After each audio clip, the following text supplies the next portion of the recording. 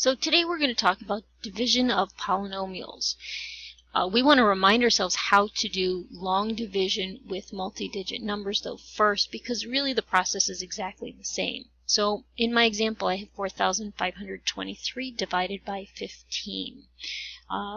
4523 is our dividend, that's what we're dividing into, and the 15 is what we're dividing by. That's our divisor. So when we do this, we're going to write 15 divided into 4, 5, 2, 3. And if you remember, we look at this digit by digit. So 15 goes into 4 0 times because it's nothing. It's the first digit. We don't have to put anything. If you want, you can put a 0 as a placeholder above the 4.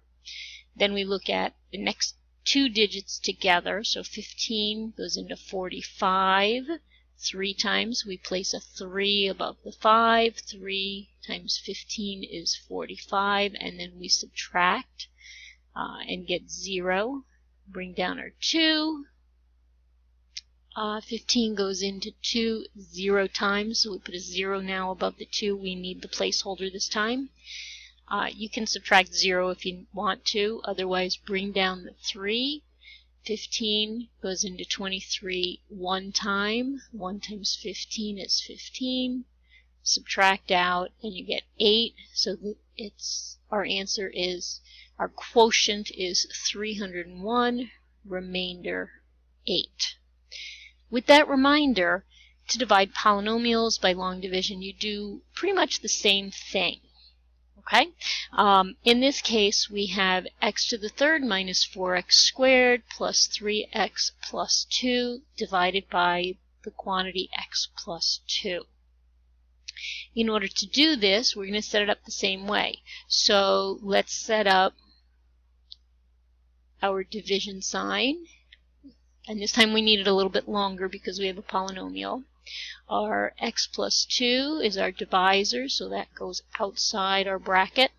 And then we have x to the third minus 4x squared plus 3x plus 2. And that's our dividend, so that goes inside the bracket. When we look at polynomials, we're going to really tag the first term in our expression. So we're actually going to look at the x to determine how many times or what we multiply to get our dividend. So first we look at x and x to the third. So to go from x to x to the third power, we have to multiply by x squared. Because it's a polynomial, we're going to take that x squared and we're going to put it above the x squared term. Just as before we put 300 over the hundredths place, we're going to put the x squared over the x squared term to keep our balance. And then we multiply out. So x squared times x give me x to the third power. X squared times 2 gives me a positive 2x squared. Okay, and now we're going to subtract that term. So x to the third minus x to the third is 0. They cancel out. Negative x to the 4x squared minus 2x squared gives us negative 6x squared. I'm going to bring down my next term, so that's a plus 3x. And again, I'm going to look at x and how many times it goes into negative 6x squared, which is negative 6x. So I'm going to write that above my x term, multiply out. So negative 6 times x gives me negative 6x squared. Negative 6 times 2 gives me negative 12x. And then I'm going to subtract that term. So the 6x squareds cancel out, and I get 3x minus negative 12x is a positive 15x. Bring down my 2, so that's a positive 2. X goes into 15x, positive 15 times, so that I write above my 2. 15 times x is positive 15x. 15 times positive 2 is positive 30, and I'm going to subtract that out. The 15x's cancel, and 2 minus 30 is negative 28. So that's my remainder.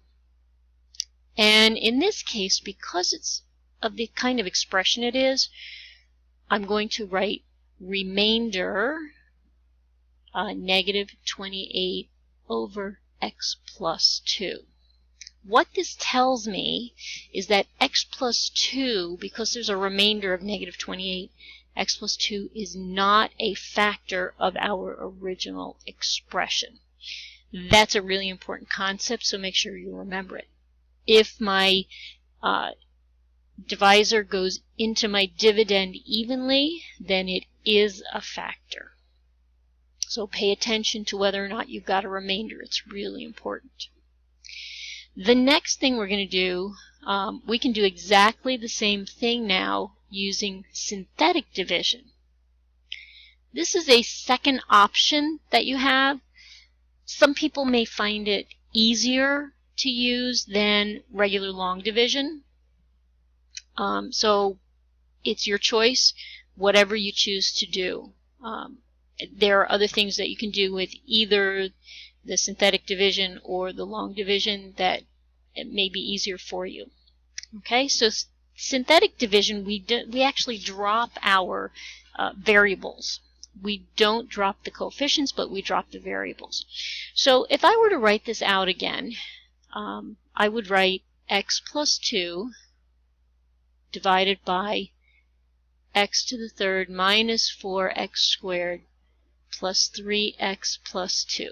Okay, I'm not going to divide using long division the way I did before, but this way you might see where the beginning numbers come from.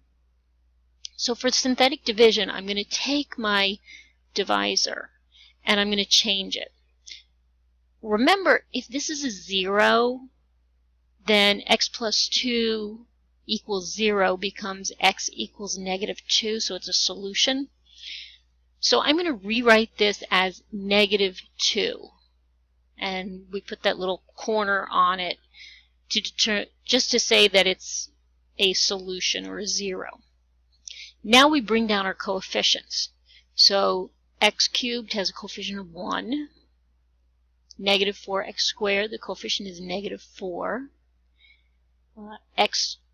3x, the coefficient is positive 3. And then we bring down our constant of 2. Okay. To start off synthetic division, we're just going to bring down our 1, and that comes below our equal sign.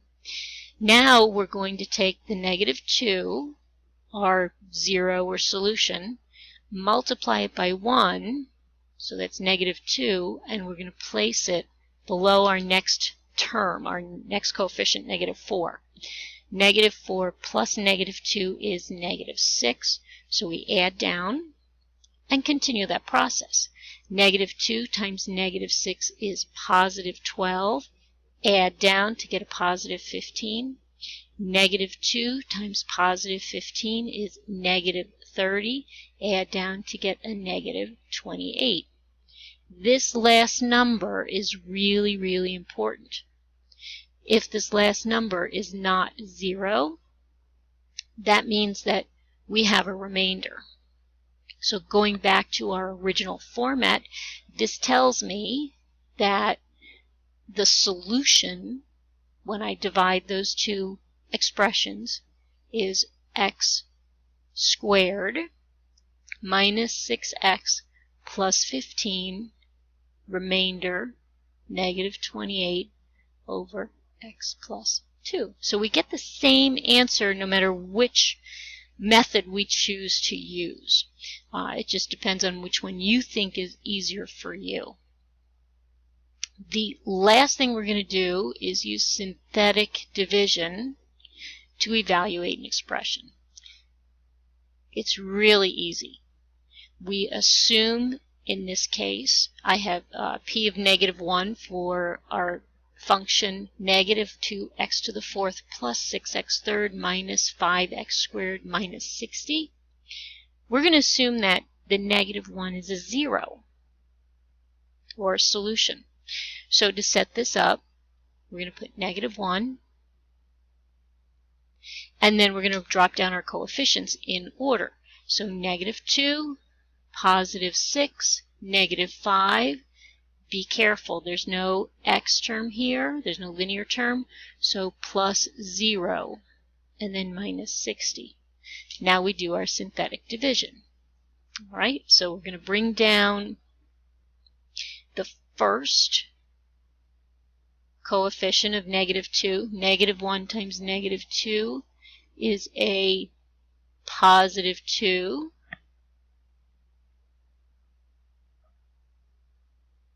So 6 plus 2 is 8, so positive 8.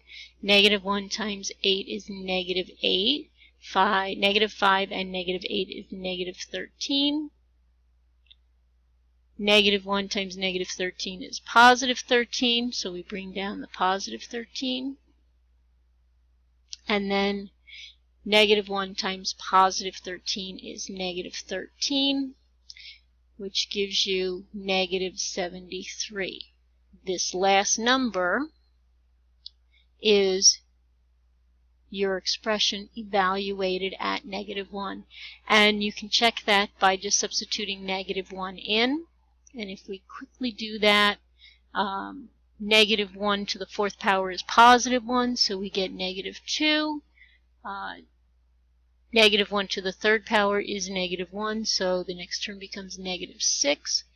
Negative 1 squared is a positive 1, so we have negative 5 minus 60.